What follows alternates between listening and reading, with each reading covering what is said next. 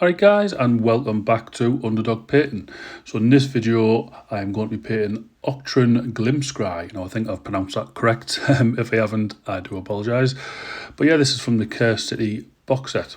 So what we've done is we put some basing down, put our skulls on the base and all that type of stuff, waited for that to dry, then sprayed it with black. You can spray it with any colour you want. I just had black to hand.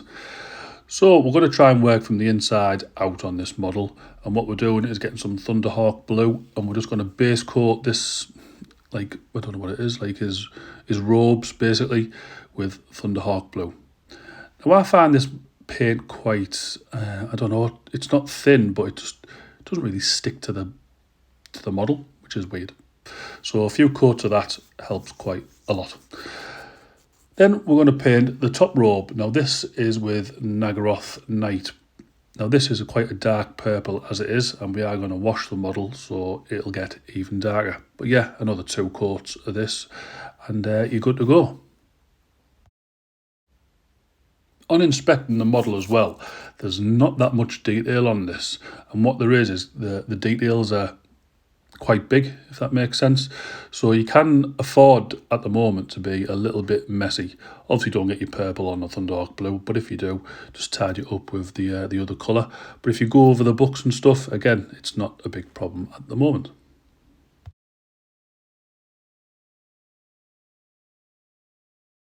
There's literally no flesh on this model at all. We'll say in that there's 2 hands that poke out.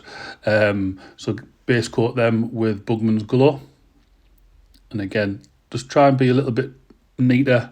Obviously you don't want to get it on the purple yet, but again, if you do, it's not a big deal. Just go back over with the purple and tidy it up. I'll take this time as well, guys, just to thank you for your support on the channel. Also, if you want to keep up to date with anything that I'm doing on the channel, don't forget to hit that subscribe button. It does help the channel out a lot. Right, enough of that stuff. Let's get back to the painting.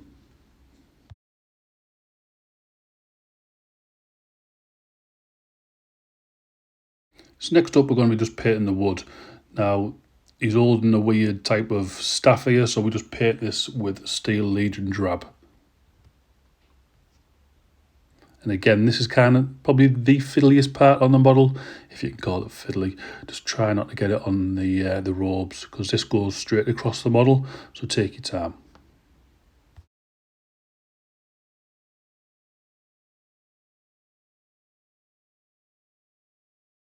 So this guy is carrying quite a lot of books, so what we're going to do is just base coat them with Rhinox hide. We're not going to mess about with different colours, although you can do if you want. I think the box art has got some that are blue and red and stuff, but I'm just painting them all Rhinox hide. So we're now painting all the pages that are in the books, so we just get some Zandri dust. And again, this is kind of a fiddly job, but again, if you do make a mistake, just go back over with the previous colour. So yeah, just paint all the pages and scrolls that he's got in Zandri dust.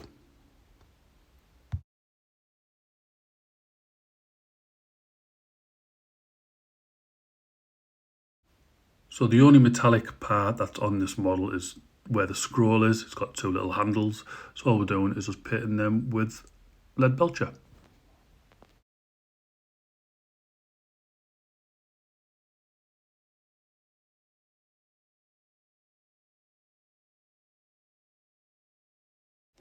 So on top of his staff, he's got like a crystal ball. So I'm going to do it with the classic green. So we just gone with Warpstone Glow. So just base coat that.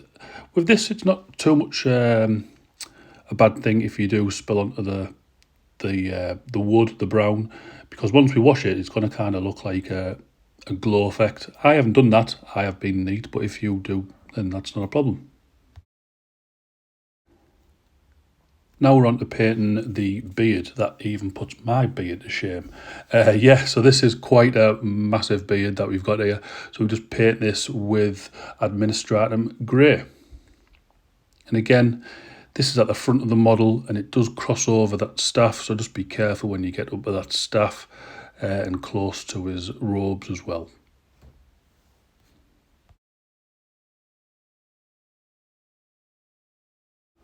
So that was all the base coats down. We washed the model with Agrax Surfshade, and now we're just going to be highlighting the model up. So we're going to the skin first, and what we've done is we've just done a 50-50 mix of Bugman's Glow and Cadian Flesh Tone, and we're just painting in the hands again. And then what we do after we've done that is we just get a bit of Cadian Flesh Tone and just touch on the knuckles just to give a little bit of a highlight.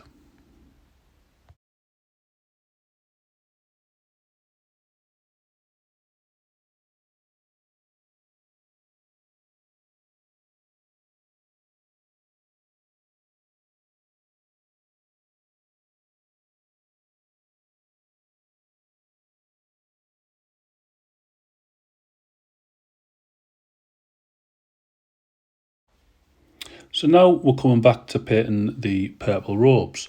So what we're doing basically is going back with Nagaroth Night and just leaving the recesses with the washing.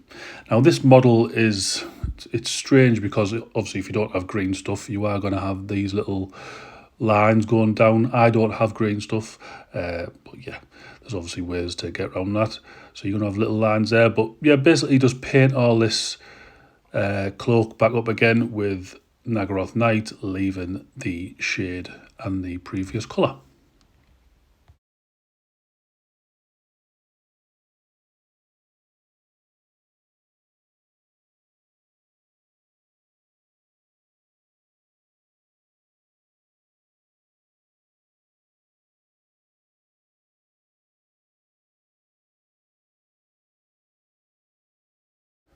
Now we're going to do another highlight with the purple, and this time it's with Azerius Purple. Now this is kind of a step up, quite a dramatic step up, as you can see, but if you water it down correctly, once you've painted it on, it kind of like automatically blends itself in because it's been watered down quite nice.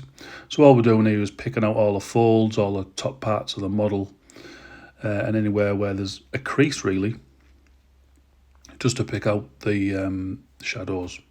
Because obviously without light, there's no dark.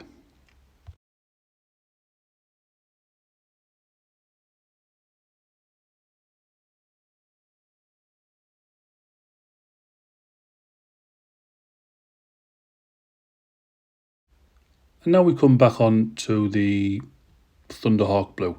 Now obviously we've washed the model and it's stained it a little bit, but what we want to do is just repaint it, leaving the shade and stuff in the recesses. You do want a little bit of staining, I suppose, because he's not going to have brand new clothing, but I just didn't want as much as what I had on. So we basically just reapply the Thunderhawk Blue. It also gives it a nice definition in all the folds and stuff. So just take your time and do that.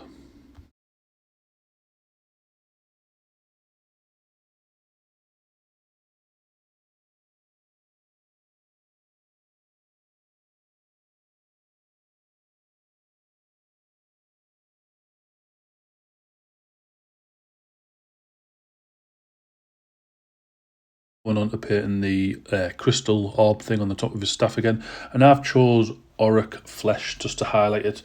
If you don't have that, you can use maybe he's like Nurgling Green or something along those lines. It's kind of the same effect, but yeah, Auric Flesh was used on this, and what we're doing is just painting inside of the warp stone. Warp stone glow, just to give it that nice like illuminating effect.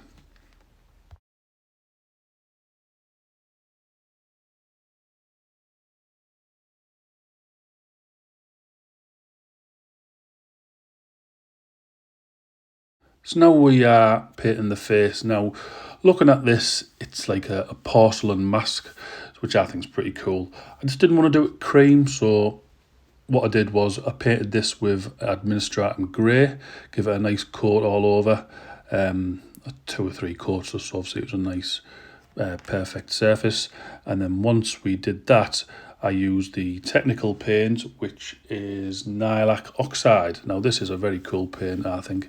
Gives kind of like verdigris effects on metals, but I painted it over this and it looked really, really cool. Very ethereal and stuff like that. So yeah, Lilac Oxide over his mask.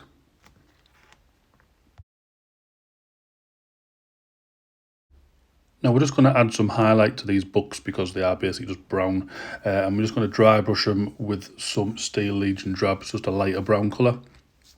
Being very careful not to get it on the purple, but again, if we do, it's not a problem. We can just go back to the purple and repaint that in.